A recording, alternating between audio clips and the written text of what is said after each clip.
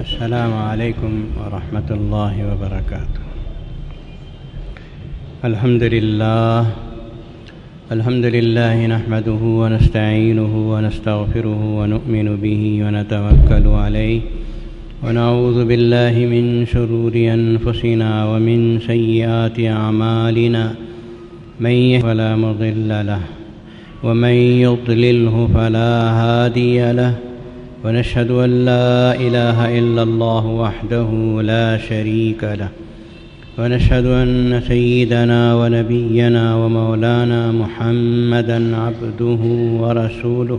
اور آپ جانتے ہیں کہ ربیع جو ہے وہ موسم بہار کو کہتے ہیں۔ گویا موسم بہار نبی پاک صلی اللہ تعالی علیہ وسلم کے قدوم میمنت لزوم سے اس کائنات میں آئی ہے۔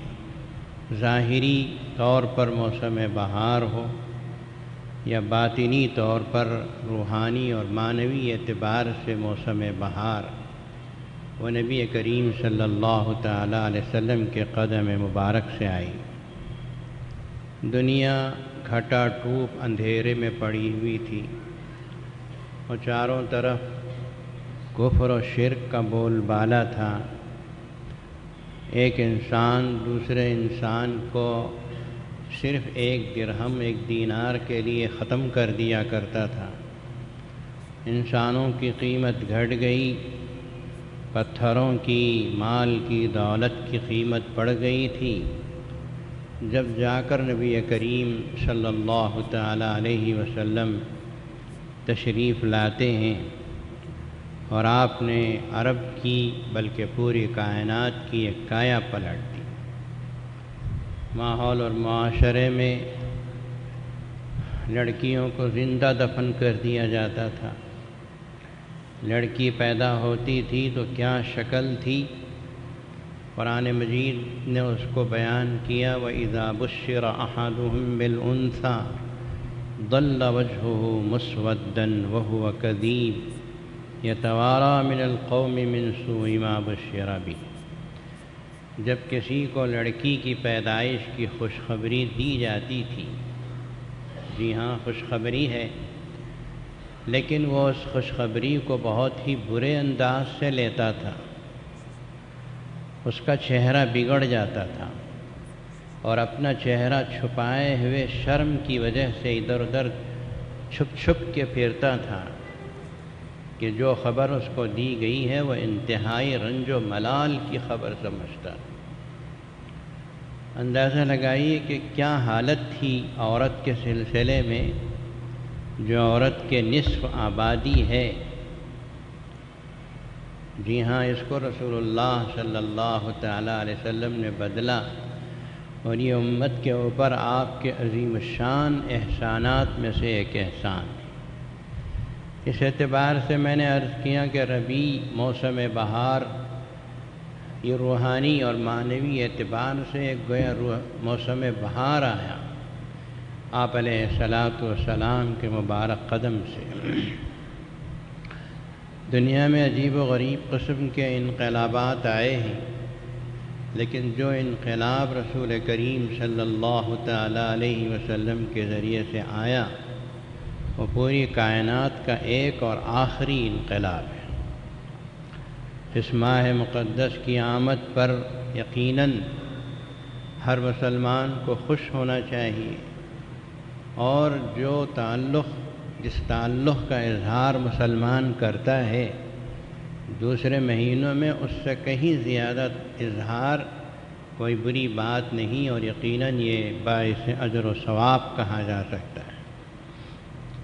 اسی لیے ربیع الاول کا مہینہ آتا ہے تو ہماری اس مسجد میں بھی مغرب کی نماز کے بعد پہلی تاریخ سے لے کر 12 تاریخ تک رسول اللہ صلی اللہ علیہ وسلم کے مختلف گوشوں پہ بیانات ہوتے ہیں تاکہ لوگ سنیں اور کچھ نہ کچھ ان کے پلے پڑے رسول اللہ صلی اللہ علیہ وسلم کی سنت اور سیرت کو۔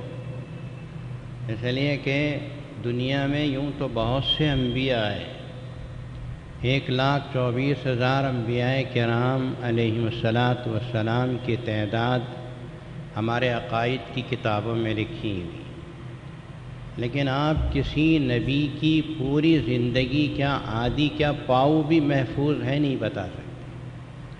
تھوڑے تھوڑے واقعات قرآن میں ہیں، تھوڑے تھوڑے واقعات حدیث میں ہیں، لیکن ایک امام الانبیاء صلی اللہ علیہ وسلم کی شخصیت ایسی ہے جن کے پیدائش سے پہلے سے لے کر اس دنیا سے پردہ فرمانے تک ایک ایک لمحہ محفوظ ہے۔ یہ مبالغہ نہیں ہے، ایک دم ٹھیٹ سیدھی بات ہے، پوائنٹ ٹو پوائنٹ بات ہے۔ ایک ایک لمحہ ایک طرف صحابہ کرام کی بڑی جماعت نے محفوظ کیا جو انہوں نے جلوتوں میں دیکھا، اور دوسری طرف ازواج مطہرات کی ایک جماعت ہے، 11 بیویاں تھیں آپ کی، انہوں نے وہ ساری چیزیں جو خلوت میں پیش آتی تھیں احکامات کے سلسلے میں، وہ سب محفوظ کر کے ہمارے سامنے پیش کر دی۔ یہ کیوں محفوظ کی گئی آپ کی زندگی؟ ایک ایک لمحہ جو امت کے سامنے محفوظ فرما دیا گیا، یہ کیوں کیا گیا؟ اس لیے کہ امت اسے پڑھے، اسے اپنی زندگی میں داخل کرے، اس کا ادب اور احترام اپنی زندگی میں لائے، اس سے وابستگی ہی کامیابی ہے۔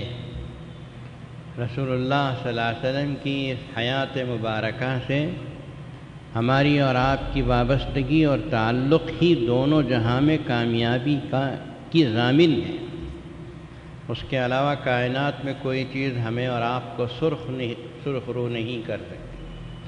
تو تھوڑا تھوڑا ہر دن 10-15 منٹ ہمارے ہاں مغرب کی نماز کے بعد 12 ربیع الاول تک مختلف اساتذہ کرام اور علماء آپ کو بیان بھی کریں گے، اور ہمارے ہاں کئی سالوں سے یہ سلسلہ ہے، تقریباً 6 سال سے، کہ ربیع الاول کا مہینہ آتا ہے تو کوئی نہ کوئی امام الانبیاء صلی اللہ تعالیٰ علیہ وسلم کی مناسبت سے ایک کتاب بھی ہم شائع کرتے ہیں، یا ہمارا اپنا جو مجلہ نکلتا ہے اسی کو ہم کتاب کی شکل دیتے ہیں۔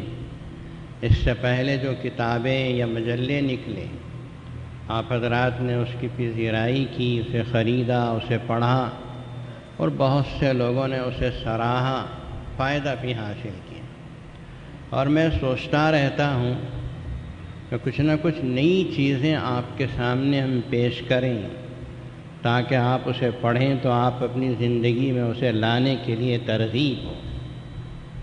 اب اس مرتبہ ہم نے سوچا کہ رسول اللہ صلی اللہ علیہ وسلم کی کون سی زندگی کا گوشہ آپ کے سامنے پیش کریں۔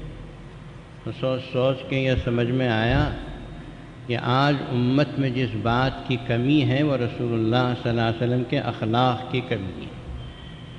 میں نے سوچا کہ اخلاق رسول ہی پر مجلہ شائع کیا جائے کہ رسول اللہ صلی اللہ علیہ وسلم کا اخلاق کیسا تھا، آپ کا کردار کیسا تھا، آپ نے اپنے ساتھ اٹھنے بیٹھنے والوں کے ساتھ، اپنے بیوی بچوں کے ساتھ ماحول اور معاشرے میں کس طرح کا اخلاق پیش کیا، اسی کو آپ کے سامنے رکھا جائے تو مجلہ ہم نے اسی کے سلسلے میں شائع کر دیا۔ انشاءاللہ نماز کے بعد اس کا اجرا ہوگا، آپ اسے خریدیں گے، ضرور اس کو خریدیں گے۔ دراصل اخلاق اسلام میں اس کا بہت اونچا مقام ہے۔ ایک بات اچھی طرح سمجھ کر رکھیے کہ جو ایمان آپ کو ملا ہے، ماں باپ کے گود سے جو ایمان کی دولت ملی، یہ ایمان بہت بڑی نعمت ہے، چونکہ بغیر پیسے کے مل گیا اس لیے قدر نہیں ہے۔ یہ ایمان بہت بڑی دولت، بہت بڑی نعمت ہے، لیکن اس کے مقابلے میں اخلاق جو ہے وہ اخلاق انسان اور مومن کے لیے بہت بڑی طاقت ہے۔ نعمت بھی ضروری ہے اور مومن کے لیے طاقت بھی بہت ضرورت ہے۔ اخلاق سے بڑھ کر دنیا میں کوئی تلوار نہیں، اخلاق سے بڑھ کر دنیا میں کوئی طاقت نہیں، اخلاق سے بڑھ کر کوئی قوت والی چیز دنیا میں نہیں ہے۔ اسی لیے یہ کہا جاتا ہے اور بجا طور پر کہا جاتا ہے کہ اسلام تلوار سے نہیں اخلاق رسول سے پھیلا ہے۔ اسلام تلوار سے نہیں اخلاق رسول سے پھیلا ہے۔ رسول اللہ صلی اللہ تعالیٰ علیہ وسلم نے تلوار اس وقت اٹھایا جب دوسروں نے آپ پر تلوار اٹھائی۔ ہم نے پہلے تلوار نہیں اٹھائی۔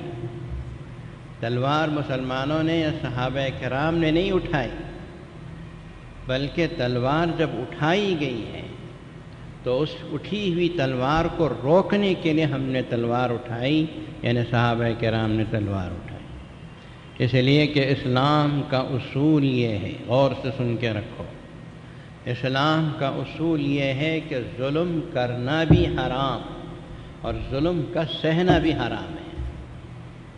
بزدلوں کی طرح مار کھانا اسلام میں پسند نہیں ہے، اسے سن کے رکھیے۔ اگر کوئی آپ کو پسند نہیں آتا، آپ اسے ظلم کرنا چاہیں، ظلم مت کیجیے، ظلم اسلام میں جائز نہیں ہے۔ لیکن اگر کوئی بلا وجہ آپ پہ ظلم کرنے کے لیے آتا ہے تو اسلام کہتا ہے بزدلوں کی طرح مار مت کھاؤ، اٹھو ظلم کا دفاع کرو، مار کے مرو، کیوں مرتے ہو خواہ؟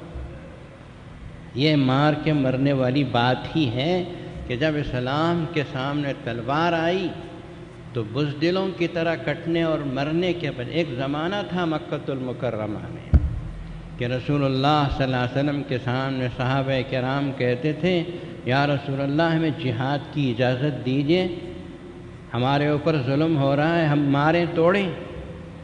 نبی پاک صلی اللہ علیہ وسلم نے فرمایا صبر کرو، صبر کرو، اللہ کی طرف سے جہاد کا حکم نہیں۔ لیکن جب مدینہ المنورہ تشریف لے گئے تو وہاں آیت جہاد اتری، اذن للذین یقاتلون بانہم ظلموا، اور سے سنیے، اذن للذین یقاتلون، جن لوگوں پر ظلم کیا گیا، جن لوگوں کو ستایا گیا، پریشان کیا گیا، اب ان کو اجازت دی جاتی ہے کہ وہ جہاد کر سکتے ہیں، قتال کر سکتے ہیں۔ ظلم کی انتہا ہو گئی، پھر تلوار اٹھانے کی اجازت ملی۔ کب تک ظلم سہے؟ تو اسلام میں ظلم کرنا بھی درست نہیں ہے اور ظلم کے سہنے کی بھی اجازت نہیں ہے۔ ظلم سہنا بزدلی نہیں ہے، مسلمان بزدل کہاں ہوتا ہے؟ ایمان اور بزدلی دونوں آپس میں جمع نہیں ہو سکتے۔ تو رسول اللہ صلی اللہ علیہ وسلم کا اخلاق تھا، کردار تھا، جس نے اسلام کو پورے چار دانگ عالم میں پھیلاتا چلا گیا۔ اسی لیے اللہ کے نبی صلی اللہ علیہ وسلم سے ایک مرتبہ پوچھا گیا مل اسلام یا رسول اللہ، اسلام کیا ہے؟ اسلام کس کو کہتے ہیں؟ آپ سے اگر پوچھے تو آپ کیا کہیں گے؟ ذرا بولیے۔ آپ یہی کہیں گے 5 وقت کی نماز پڑھنا، روزے رکھنا، تسبیح پڑھنا، قرآن مجید پڑھنا؟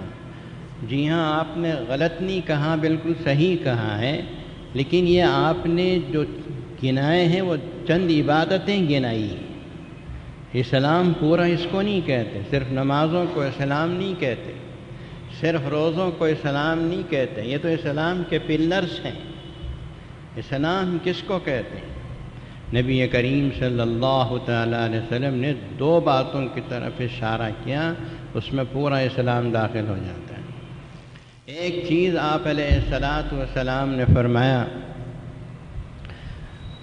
تعظیم لامر اللہ، ایک یہ ہے کہ اللہ کے احکامات کی عزت کرو، عمل کرو، اطاعت کرو، خواہ وہ حکم نماز پڑھنے کا ہو، روزہ رکھنے کا ہو، رسول اللہ صلی اللہ علیہ وسلم کی باتوں کو ماننے کا ہو، جتنے احکام قرآن میں ہیں وہ سب اس میں آ جاتے ہیں۔ تو ایک تو ہے تعظیم لامر اللہ، اسلام کا ایک جز ہے، اور دوسرا جز آپ علیہ الصلاۃ والسلام نے فرمایا والشفقۃ علی خلق اللہ، اللہ کی مخلوق کے ساتھ نرمی، شفقت، اخلاق سے پیش آنا۔ اس میں پورا اخلاق آ گیا، اس میں سارا کردار آ گیا۔ اب پیغمبر صلی اللہ تعالیٰ علیہ وسلم کی پوری زندگی اس اخلاق کی آئینہ دار تھی۔ اما عائشہ رضی اللہ عنہ سے کسی نے پوچھا کہ اللہ کے نبی صلی اللہ علیہ وسلم کا اخلاق کیا تھا؟ انہوں نے فرمایا تم نے قرآن نہیں پڑھا؟ فرمایا پڑھا ہے۔ تو حضرت عائشہ صدیقہ رضی اللہ عنہا نے فرمایا کان خلقہ القرآن، نبی کریم صلی اللہ تعالیٰ علیہ وسلم کا اخلاق بعینی وہی تھا جو قرآن میں۔ جتنی اخلاق و کردار کی اچھائیاں قرآن مجید کے اندر بیان کی گئی ہیں وہ سب کے سب رسول اللہ صلی اللہ علیہ وسلم میں موجود تھی۔ کیا چہ خوباں ہما دارن تو تنہا داری، جتنی اچھائیاں دنیا کے اچھے اچھے لوگوں میں اور انبیاء کرام میں پائی جاتی تھیں وہ ساری اچھائیاں محمد الرسول اللہ صلی اللہ علیہ وسلم میں پائی جاتی۔ مجھے برا مت کہیے، میری بات کا برا مت مانیے۔ آج مسلمان نماز تو پڑھتا ہے، روزہ بھی رکھتے ہیں، چھوٹی موٹی عبادتیں تو کر ہی لیتے ہیں، اور ہو سکتا ہے شکل و صورت سے مسلمان بھی نظر آ جائیں، لیکن آج مسلمانوں میں ایک کمی ہے، وہ ہے رسول اللہ صلی اللہ علیہ وسلم کے اخلاق و کردار کی، کہ اللہ کے نبی صلی اللہ علیہ وسلم نے انسانوں کے ساتھ جو سلوک کرنا بتایا کہ انسانوں کے ساتھ کیسے پیش آنا چاہیے، ماحول اور معاشرے میں کس طرح سے پیش آنا چاہیے، مسلمانوں نے اسے ایک طرف اٹھا کے رکھ دیا ہے۔ تجارت کرنے کے وقت میں تمہارے سامنے جو شخص آتا ہے اس کے ساتھ کیسا ہو، آپ پڑوس میں رہتے ہیں، مسلمان پڑوسی ہیں، غیر مسلم پڑوسی ہیں، آپ کو اس کے ساتھ کیسے پیش آنا چاہیے۔ اس طرح مختلف شعبوں کے تعلق رکھنے والے لوگوں سے ہمارے تعلقات ہوتے ہیں، تعلقات نبھانا پڑتا ہے۔ ان سب کے لیے رسول اللہ صلی اللہ علیہ وسلم نے کس طرح کا اخلاق برتنا چاہیے وہ بتایا، اور مسلمان اسے ایک طرف اٹھا کے رکھ دے۔ اب نمازوں پہ نمازیں پڑھ رہے ہیں۔ نمازیں آپ کی مسجد میں ہوتی ہیں، لیکن اس مسجد کے اندر کی جو نماز آپ پڑھتے ہیں، اس نماز کے اندر جو جان ڈالی جاتی ہے وہ مارکیٹ میں ڈالی جاتی ہے۔ اسے سمجھنے کی کوشش کریں۔ آپ مسجد میں نماز پڑھتے ہیں لیکن بازار میں جا کے جھوٹ بولتے ہیں، یہاں نماز پڑھتے ہیں بازار میں جا کے غیبت کرتے ہیں، یہاں نماز پڑھتے ہیں گھر میں جا کے بیوی بچوں کے ساتھ برا سلوک کرتے ہیں، کیا فائدہ آپ کی نمازوں کا؟ یہی تو رسول اللہ صلی اللہ علیہ وسلم نے سکھایا ہے۔ پیغمبر صلی اللہ تعالیٰ علیہ وسلم نے فرمایا خیارکم احسنکم اخلاقا، تم میں سب سے بہترین وہ شخص ہے جس کے اخلاق اچھے ہوں، وخیرکم خیرکم لأہلی، تم میں سب سے بہترین شخص وہ ہے جو اپنی بیوی بچوں کے ساتھ اچھا ہو۔ آپ نے یہ نہیں فرمایا جو 5 وقت کی نماز پڑھنے والا اچھا نہیں، اچھا ہے۔ بھئی 5 وقت کی نماز پڑھنا تو آپ کی ذاتی اعمال میں سے ہے، یہ تو فرائض ہیں۔ اسی لیے علماء نے لکھا ہے کہ عبادت اور اخلاق ان دونوں میں کون افضل ہے؟ سوال سمجھو، عبادت ایک طرف، اخلاق ایک طرف ہے، ان دونوں میں کون افضل ہے؟ سوال آپ کے ساتھ میں کرتا ہوں، آپ جواب سوچیے ایک سیکنڈ کے لیے کہ ایک طرف عبادت ہے، ایک طرف اخلاق ہے، ان دونوں میں کون افضل ہے؟ علماء نے لکھا ہے کہ عبادت اور اخلاق میں اخلاق افضل ہے، اس لیے کہ عبادت کا تعلق صرف اللہ سے ہے اور اخلاق کا تعلق اللہ سے بھی ہے، اللہ کے بندوں سے بھی ہے۔ آپ اللہ کے ساتھ اخلاق برتیے، اس کے ساتھ شرک نہ کیجیے، اس نے جو احکامات دیے ہیں ان احکامات کو ادا کیجیے، اور پھر بندوں کے ساتھ اخلاق تو ایک وسیع و عریض میدان ہے۔ حضرت عائشہ صدیقہ رضی اللہ تعالیٰ عنہ فرماتی ہیں کہ اللہ کے نبی صلی اللہ علیہ وسلم رات کو تہجد کی نماز کے لیے اٹھتے تھے، یہ رات میں کہیں تشریف لے گئے، دعوت کے لیے، تبلیغ کے لیے کہیں گئے، واپس رات کو دیر سے آتے، تو حدیث میں ہے، غور سے سنو، رسول اللہ صلی اللہ علیہ وسلم تہجد کی نماز کو اٹھ رہے یا رات میں دیر سے آتے ہیں، حضرت عائشہ سو گئی ہوتی تو نیند تو لگ جاتی ہیں، کبھی کبھی بیدار بھی رہتے ہیں، تو حدیثوں میں ہے رسول اللہ صلی اللہ علیہ وسلم بہت آہستہ سے دروازہ کھولتے تھے، آہستہ سے سلام کرتے تھے، ایسا آہستہ سے سلام کرتے تھے کہ اگر عائشہ جاگ رہی ہیں تو سن لیں، اور اگر سو رہی ہیں تو ان کی نیند میں خلل نہ پڑے، اور پھر آہستہ سے دروازہ بند کر کے آ کے سو جاتے تھے۔ یا تہجد کی نماز کے لیے اٹھے ہیں تو آہستہ سے اٹھیں، وضو کا پانی آہستہ سے لے رہے ہیں، وضو آہستہ سے کر رہے ہیں، اس لیے کہ تہجد کی نماز فرض نہیں ہے، اسے خلل نہیں پڑنا چاہیے۔ لیکن یہی امام الانبیاء صلی اللہ تعالیٰ علیہ وسلم جب فجر کی اذان ہو جاتی تھی تو عائشہ کو آواز دے کے اٹھاتے تھے، اور جب نہیں اٹھتی تھیں تو پانی کے چھینٹیں چہرے پہ دے کے اٹھاتے تھے۔ ایک طرف اللہ کا حکم ہے اور دوسری طرف تہجد فرض نہیں ہے، تو فرض کے لیے تو اتنا آہستہ اٹھے کہ نیند میں خلل نہ ہو، اور جب فرض نماز کا وقت آ گیا تو اب اللہ کا حکم آ گیا، پانی کے چھینٹیں دے کے نماز کے لیے اٹھا رہے ہیں۔ بھی کچھ سمجھ میں آتا ہے نہیں آتا؟ اللہ کا حکم بھی برقرار ہے، بندوں کا حکم بھی، اللہ کے ساتھ جو تعلق ہے اسے بھی نبھا رہے ہیں، بندوں کے ساتھ جو تعلق ہے اسے بھی نبھا رہے ہیں۔ اسی پہ مجھے ایک روایت یاد آئی کہ حضرت قتادہ رضی اللہ تعالیٰ عنہ ایک صحابی ہیں، وہ ایک مرتبہ رسول اللہ صلی اللہ علیہ وسلم کے گھر مہمان ہوئے، تو حضور اکرم صلی اللہ علیہ وسلم نے فرمایا بھائی دیکھو، ہمارے گھر میں کوئی چولہا چکی تو چلتا نہیں ہے، ہمارے گھر میں کوئی مستقل کھانے کا انتظام نہیں ہے، تم ایسا کرو کہ ایک بکری ہمارے ہاں بندھی ہوئی ہے، تم اس کا دودھ دوہ لینا اور دودھ تم بھی پی لینا، تھوڑا سا مجھے بھی بچا کے رکھ دینا، رات کو میں آ کے پی لوں۔ رسول اللہ صلی اللہ تعالیٰ علیہ وسلم کا یہ معمول تھا، عشاء کی نماز کے بعد کہیں گئے، آپ نے بیان کیا، نصیحت کی، پھر دیر سے بھی آتے تھے۔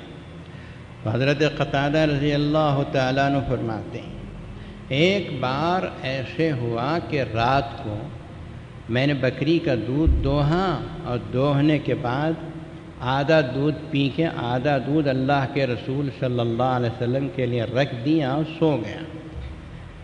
لیکن اللہ کے نبی صلی اللہ علیہ وسلم بہت تاخیر سے لوٹے، آئے نہیں، تو مجھے خیال ہوا کہ شاید اللہ کے رسول صلی اللہ علیہ وسلم کہیں مشغول ہو گئے، وہیں آپ کھا لیں گے، وہیں پی لیں گے، اس لیے میں یہ سوچ کر میں نے وہ باقی جو دودھ تھا وہ بھی پی گیا اور پی کے سو گیا۔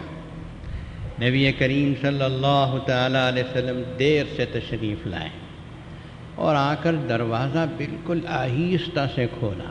حدیثوں میں تفصیل موجود ہے کہ فتح الباب رویدا اغلق الباب رویدا، آہستہ سے دروازہ کھولا، پھر اس کے بعد آہستہ سے دروازہ بند کیا، اور اتنی آواز سے سلام کیا کہ حضرت قتادہ اگر سو رہے ہیں تو ان کی نیند میں خلل نہ پڑے، اور اگر جاگ رہے ہیں تو سلام کی آواز کو سن لیں۔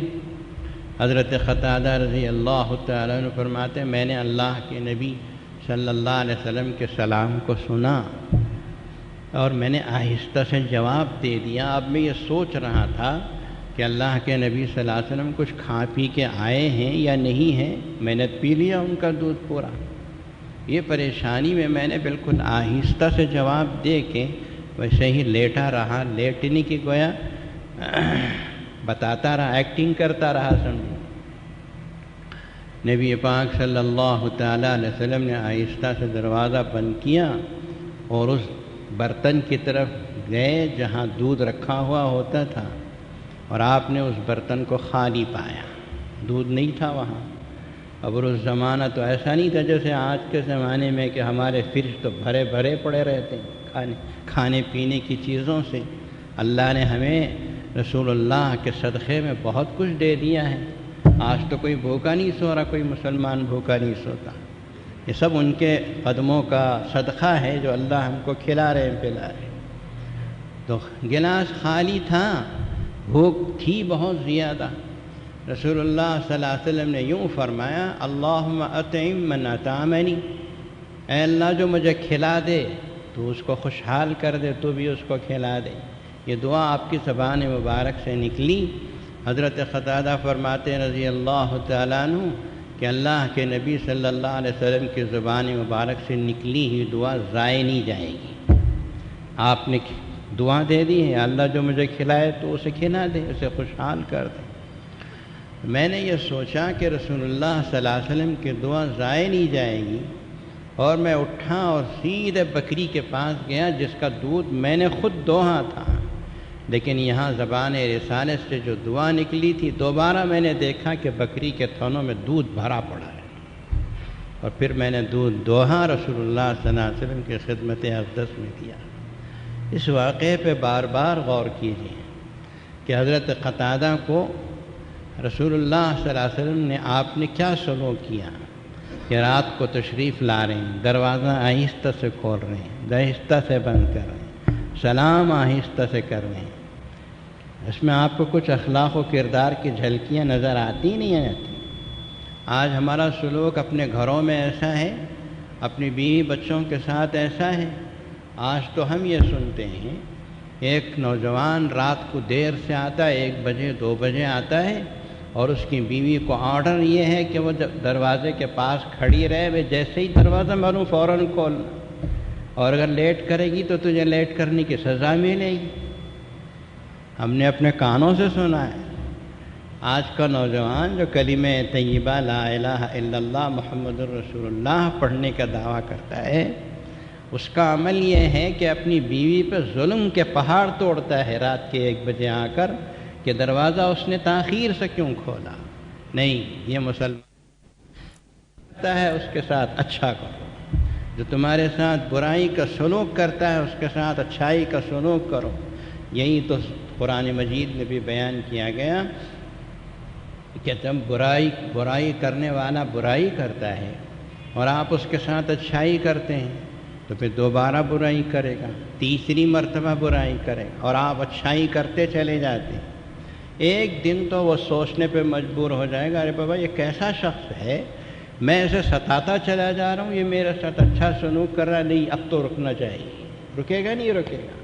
یہ اصول ہے دنیا کا کہ 1 2 3 مرتبہ ظلم کر سکتا ہے، اس سے زیادہ نہیں کر سکتا۔ کبھی تو اس کے ذہن میں آئے گا اللہ میں ڈالیں گے، ڈالے بھی نہیں سمجھو، زندگی میں ظلم کرتا رہا، ہم چلے بھی گئے اللہ کے پاس تو اللہ کے پاس تو کامیاب ہیں کہ ہم نے ظلم کا جواب ظلم سے نہیں دیا، ہم نے ظلم کا جواب ظلم سے نہیں دیا۔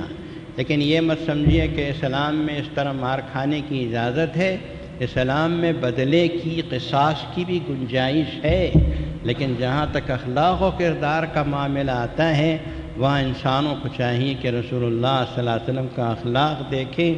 میں اخیر میں اشارہ کر کے اپنی بات کو ختم کرتا ہوں کہ رسول اللہ صلی اللہ علیہ وسلم 10 سال مکے میں رہے، مکی زندگی آپ کی، لوگوں نے ستایا، راستے میں کانٹے بچھائے، مسجد حرام میں سجدے میں ہوتے تھے تو سر کے اوپر مٹی ڈالتے تھے، اونٹنی کی وجھڑی لا کے ڈال دیا کرتے تھے، بے انتہا تکلیفیں دیں، بہت ستایا۔ آخر کار رسول اللہ صلی اللہ علیہ وسلم اور آپ کے صحابہ مدینہ ہجرت کر کے آپ چلے گئے۔ پھر اس کے بعد مکۃ المکرمہ فتح ہوا، اس کو ہونا ہی تھا۔ مکے میں فاتح اعظم کی حیثیت سے آپ تشریف لائے، اللہ کے نبی صلی اللہ علیہ وسلم کعبۃ اللہ میں گئے، بتوں کو پاک کیا، اور پھر باہر تشریف لائے، دیکھا ایک طرف پورے سرداران قریش کھڑے ہیں، وہ دشمن جنہوں نے آپ کی جان کو گنوانے کے لیے ہر طرح کی کوشش کی۔ سب کی طرف حضور پاک صلی اللہ علیہ وسلم نے دیکھ کر فرمایا، آج تمہارا کیا خیال ہے کہ میں تمہارے ساتھ کیا سلوک کروں؟ انہوں نے کہا کہ آپ کریم ہیں، شریف کے بیٹے ہیں، ظاہر ہے کہ آدمی جب مجبور ہو جاتا ہے تو تعریف کرنے پہ مجبور ہوتا ہے۔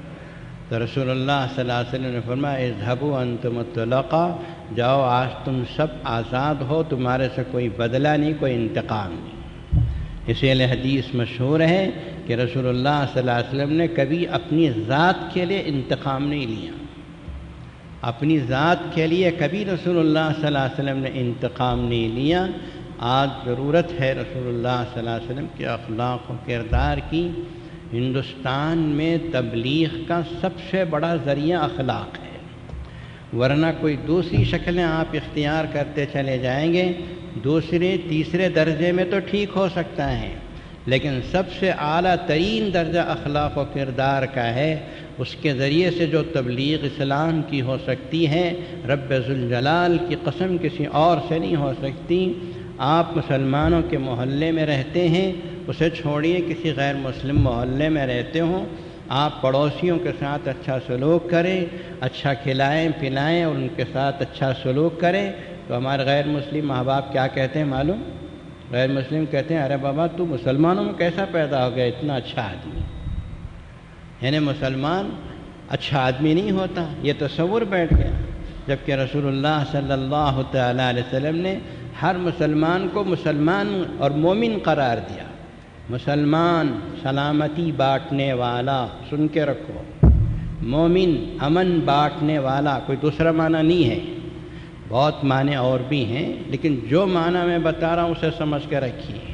آپ مسلمان ہیں سلامتی بانٹیے، آپ مومن ہیں امن بانٹیے، یہی رسول اللہ صلی اللہ علیہ وسلم کا پیغام ہے، اور آپ کے اخلاق و کردار کا گویا خلاصہ کہا جا سکتا ہے۔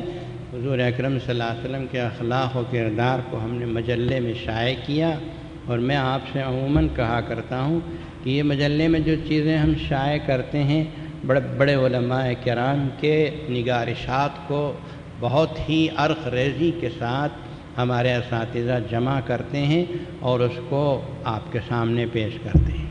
اس میں کوئی چیز، کوئی روایت ایسی آپ کو نہیں ملے گی جو بخاری اور مسلم سے نیچے کے درجے کی ہو، اس لیے اسے خریدیے اور خرید کے اسے پڑھیے، سبخن اپنے بچوں بیوی بچوں کو بٹھا کے پڑھائیے اور سنائیے۔ آپ پڑھ نہیں سکتے ہیں اردو زبان تو اپنے بچوں اور بچیوں سے کہیے کہ ان کو پڑھو، اور یہ مجلہ ختم ہو اور اس کے اندر کوئی اچھی باتیں آپ کو ملتی ہیں ضرور ملیں گی، اس پہ عمل کرنے کی کوشش کیجیے، دوسروں کو دیجیے، تیسروں کو دیجیے۔ ہم تو 1000 چھاپتے ہیں، اس سے زیادہ تو نہیں چھاپتے، یہاں تو 10,000 آدمی سے زیادہ ہیں، تو یہ دوسروں تک پہنچانے کی بھی چیز ہے۔ مجھے امید ہے کہ آپ حضرات اس کی طرف توجہ فرمائیں گے۔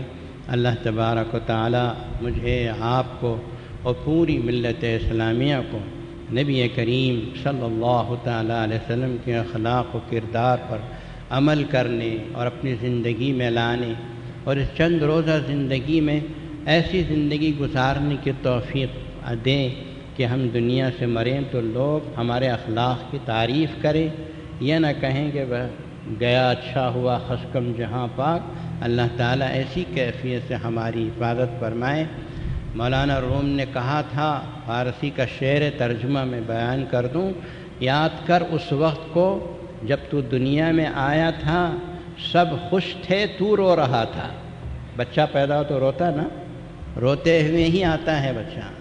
یاد کر اس وقت کو جب کہ تو پیدا ہوا تھا، سب خوش تھے تو رو رہا تھا، اور دنیا میں تو اب آ گیا ہے، ایسا زندگی گزار، ایسا زندگی گزار، ایسی اچھی زندگی گزار کہ جب تو دنیا سے جائے تو تو ہنستا ہوا جائے اور تیرے پیچھے لوگ رہ رہے۔ محترم حضرات، جامع العلوم جامع مسجد آپ حضرات کی ممنون احسان ہے، اللہ تعالیٰ کا شکر ہے۔ یہ شادیوں کا اور مجلے کے نکالنے کا، جامع علوم کے جتنے کام اللہ تبارک و تعالی ہم سے کرا رہے ہیں، یہ سب اللہ کا فضل و کرم ہے، اس کی عنایتیں ہیں۔ میں نے اس سے پہلے بھی آپ حضرات سے کہا ہے کہ یہ سو مجلہ وغیرہ جو کچھ ہم شائع کرتے ہیں سب مسجد کی ملکیت ہے۔ اب آپ خریدتے ہیں جو پیسہ اس کا آتا ہے مسجد کے اکاؤنٹ میں چلا جاتا ہے، آڈیٹر جو آڈٹ کرتا ہے اس میں بھی اس میں شامل ہیں، اور یہ کسی کی ذاتی ملکیت نہیں۔ میں یہ اس لیے کبھی کبھی کہا کرتا ہوں کہ مسجد میں تجارت جائز نہیں ہے۔ مسجد کے اندر مسجد کی کسی کے بارے میں کوئی میں اپنی مثلا یہ رومال بیچوں اپنے فائدے کے لیے بیچوں، یہ حرام ہے، جائز نہیں ہے۔ تو یہ جو مجلہ ہم بیچتے ہیں یہ ہمارا اپنا نہیں ہے، ہمارا اس میں کوئی ذاتی فائدہ نہیں ہے۔ ہم محنت کرتے ہیں، جمع کرتے ہیں، ہمارا اساتذہ بہت محنت کرتے ہیں اور اس کے لیے محنت کر کے جمع کر کے آپ کو دے دیتے ہیں، اور جو پیسہ آتا ہے وہ بینک میں جم جاتا ہے، لیکن جو اجر ہم اس کے پیچھے حاصل کرتے ہیں وہ تو ہم اللہ میاں سے لے لیں، اس کا تو اللہ تعالیٰ سے ہم اجر چاہتے ہیں، اللہ کی رضا چاہتے ہیں، خوشی چاہتے ہیں، تو اس وجہ سے یہ مجلہ جو بیچا جاتا ہے یہ دراصل مسجد ہی کی چیز ہے، مسجد کا پیسہ ہے، اور آئندہ اس طرح کی دینی کتابوں کے چھاپنے ہی کے لیے ہم اس کو استعمال کرتے ہیں۔ اللہ تعالیٰ آپ کو جزائے خیر عطا فرمائے، آپ کی مدد، نصرت، اعانت، ہمارے جتنے کار خیر چل رہے ہیں اس میں آپ کی توجہ اللہ قبول فرمائے، اور اس کو قبول فرما کر اللہ تعالیٰ عالم اسلام کے لیے خیر کے فیصلے فرمائے، اور ہمارے بچوں کو دین سے، قرآن سے وابستہ فرمائے، مرنے کے بعد ذریعہ نجات بنائے۔ وآخر دعوانا الحمد للہ رب العالمین۔